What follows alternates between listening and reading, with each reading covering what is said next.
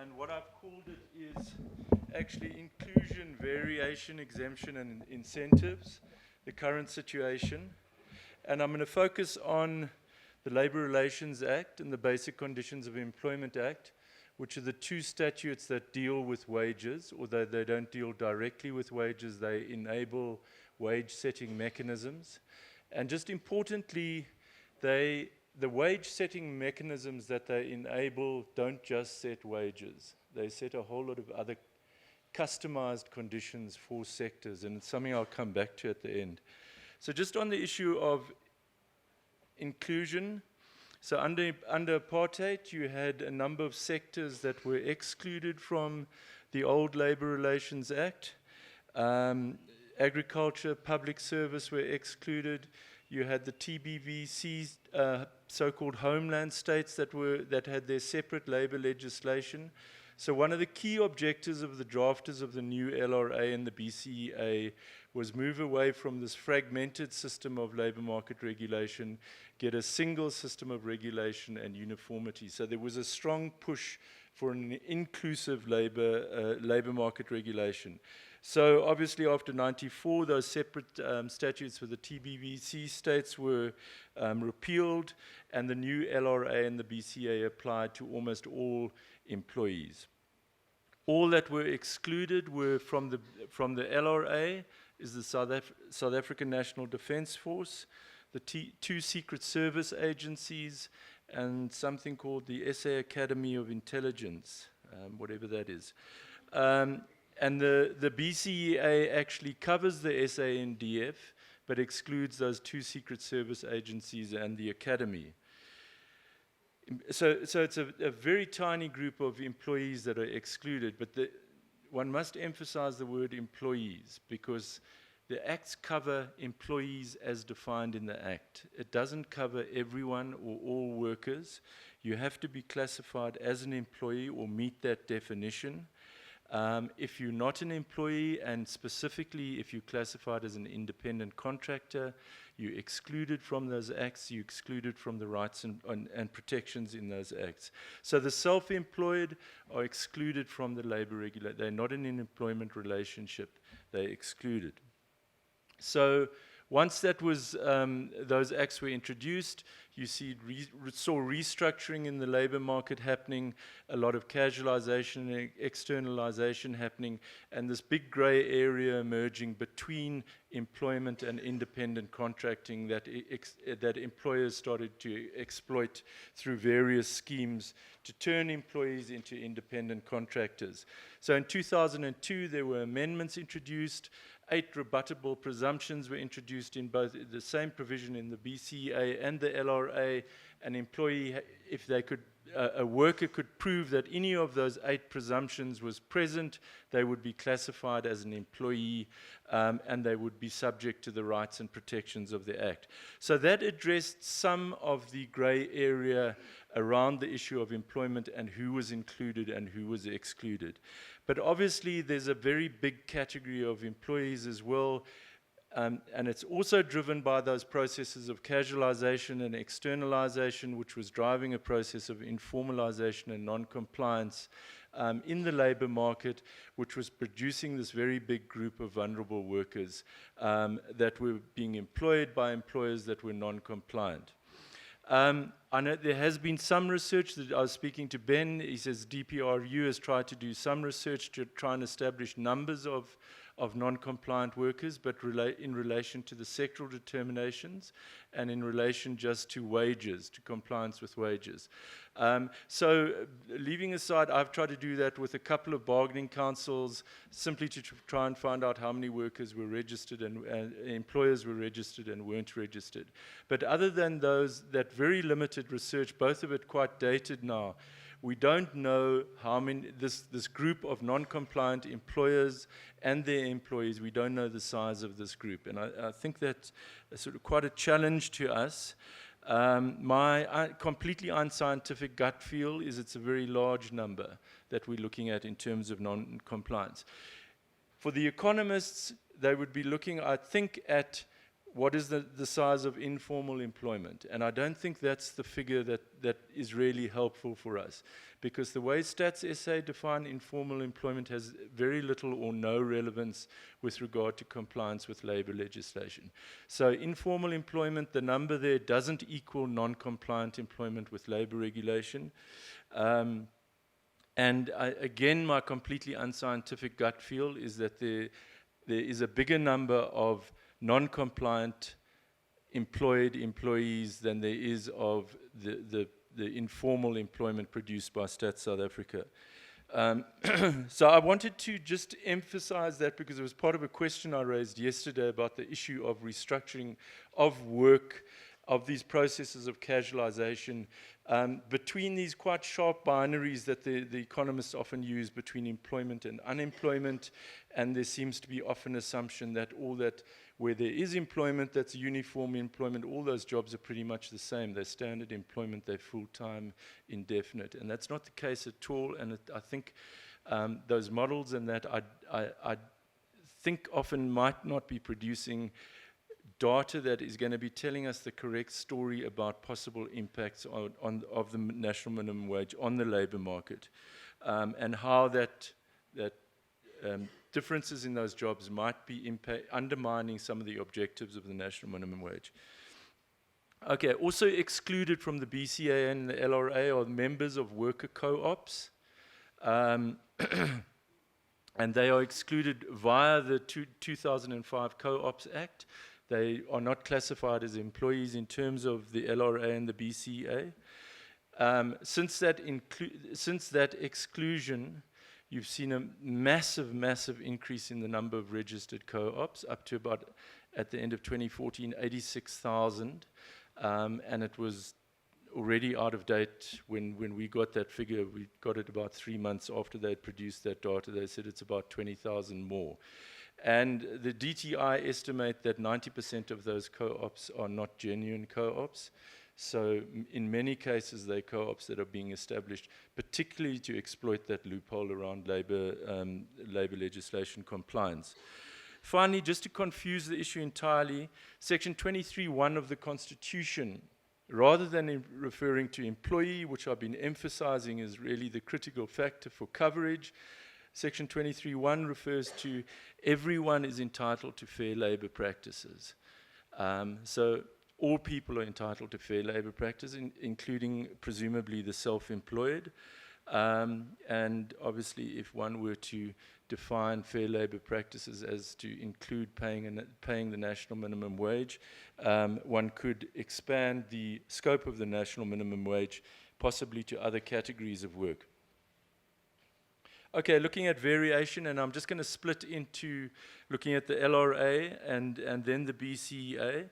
So just when the LRA and particularly the BCA were introduced, they were introduced under this rubric of regulated flexibility. So that very much informed the design of those two statutes. So the main variation promoted by the LRA is collective bargaining. It's its essential purpose. And the idea is that collective bargaining is probably your most responsive form of labor market regulation to the particular circumstances of firms and sectors.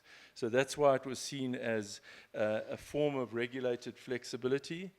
So in terms of the LRA, bargaining can take place in bargaining councils. There are now 47 councils, or in statutory councils, there's now 3, or in any other bargaining forum, which could be at plant level or enterprise level. And in most cases, the agreements that come out of bargaining councils or out of other bargaining forums would be dealing with wages. Statutory councils generally don't deal with wages. In the case of bargaining council agreements, which are probably the most important ones, and which can be extended to all employers and employees within the jurisdiction of that bargaining council, some of it was touched on in the German example, there's a long history of wage differentiation in those bargaining council agreements by subsector or by geographical region within the scope of that council, or by both. So frequently there would be wage differentiated according to rural and urban areas, or according to different sectors within the council. So the BCEA one really finds the expression of the notion of regulated flexibility coming through. It provides for a hierarchical system of variation. At the top of the hierarchy, you have bargaining councils. So bargaining councils can actually vary a range of conditions in the BCEA for their own sectors that they apply to. Okay, I'm not going to go through it. It's not a comprehensive list that they can vary. So there are a set of core rights in the BCA that bargaining councils can't touch. A sectoral determination is the next mechanism in this hierarchy of variation. Also ministerial determinations, although less important. There are about 10 or 11 sectoral determinations now covering large sectors, generally of very vulnerable workers. So in terms of the Act, a sectoral determination, the Minister of Labour can make a determination to replace or exclude certain conditions prescribed in the BCEA. Again, this is a limited list of conditions, so there's still the core set of conditions that the Minister can't touch. And the Minister can also regulate via a sectoral determination a whole set of other conditions of employment in that sectoral determination.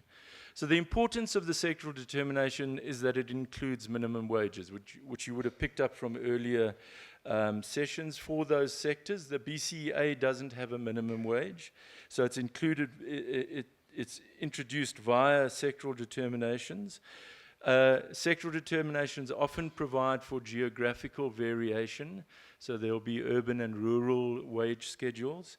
You also, I think Ruth referred to quite an interesting variation which was provided in the retail sectoral determination according to the time worked of an employee. So employees working less than 27 hours a week, there a set of conditions that apply to them, and employees are working more than 27 hours a week, there's a certain set of conditions that apply.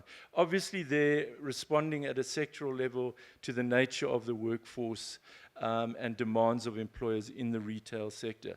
Okay, and that's really highlighting one of the features of sectoral determination, this ability through that instrument to respond to particular circumstances in sectors. Just with regard to the issue of youth wages, which has come up in a couple of sessions, there's no sectoral determination for youth or any form of exclusion for youth, but there is a sectoral determination for learnerships. So it might be a way of looking at the issue of youth. Just 2 points about sectoral determination. First, the Minister, in terms of her powers with regard to sectoral determinations, can prohibit or regulate task-based work, piecework, homework, subcontracting and contract work. So this is quite an extensive power, which I think would be challenged if she uses it. But it obviously extends to regulating beyond the employment relationship and regulating commercial contracts with subcontractors and so on. So, I mean, if the national minimum wage was to be introduced via, as a part of the Basic Conditions of Employment Act, it would be interesting to see whether it could be extended to other forms of work that aren't reliant on an employment relationship through that power. Second, the Minister may publish a sectoral determination that applies to employers and employees who are not covered by any other sectoral determination. And that's introduced in a new amendment in 2013-14, with the specific intention of giving the Minister of Labour the power to issue a sectoral determination that covers all the gaps between the existing sectoral determinations. So the idea was, and it reflects an early and old wage determination for unskilled labour. The idea was that you could effectively introduce a sort of national minimum wage via this sectoral determination for unskilled labour that wouldn't be limited to one sector. So again, it's something that seems to have fallen off the table a bit in the discussion about the national minimum wage. It's quite an important issue.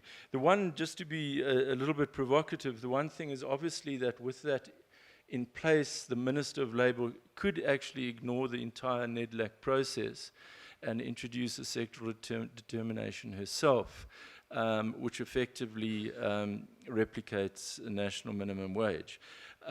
Which, if there's deadlock in NEDLAC, might be a beneficial way to proceed. obviously depending on what the level the minister sets that national minimum wage. So it might be a double-edged sword. So the next rank of hierarchy of variation is the ordinary collective agreement, which can vary certain conditions in the BCEA, and then there's actually variation that can be done by individual agreements. So in other words, by contract. Okay, have I run out of time? Okay, exemptions. I think the previous speaker spoke to both bargaining council system has a system of exemptions. All bargaining councils have an exemption procedure.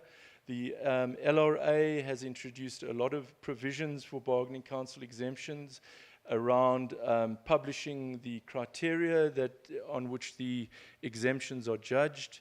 The need to have an independent committee to hear appeals against those exemptions where they're non-parties, and so on. So there's been this very strong effort in the new LRA to actually make the exemption systems far more objective, far more transparent, and far more fair. The BCEA has, okay, so just... There's some data on bargaining council exemption. That's total exemptions 2010, 2011. The second row, exemptions granted. So you see very high proportion of exemptions are actually granted, up in the 80% across all 3 years.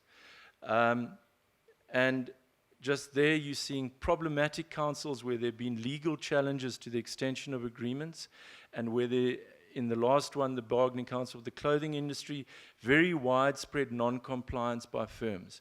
So you're looking at exemption success rates up in the 90%, but that clearly the fact that you've got a very effective, you could call it a generous exemption system for employers to go through, is by no means going to guarantee that bargaining council is dealing with employers that are going to be compliant or going to be cooperative about the bargaining council system. These are all they're major bargaining councils that are going through a period of instability, mainly because of employers challenging the extension of agreements. Your key counterweight to extension is the exemption system. Here you see it's working very effectively. It really doesn't seem to have satisfied the employers involved in the bargaining councils. So there are also things called blanket exemptions in bargaining council agreements. Some bargaining councils have them. So bargaining councils will exclude small firms with 5 or less employees, or new firms that are in their first 2 years of operation. It's entirely up to the bargaining council whether it introduces that sort of blanket exemption. Here's the BCEA, so the Department of Labor has an exemptions procedure for employers applying for exemption either from the BCEA itself or from a sectoral determination. There's some of the results. Initially, clearly,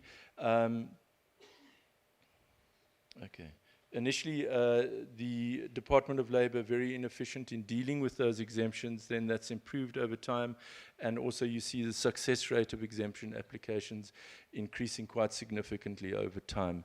Unfortunately, you don't have a lot of more data on BCEA exemptions, so we can't really unpack those results, but starting to look very much like the sort of success rate you're seeing at bargaining councils. Thanks very much.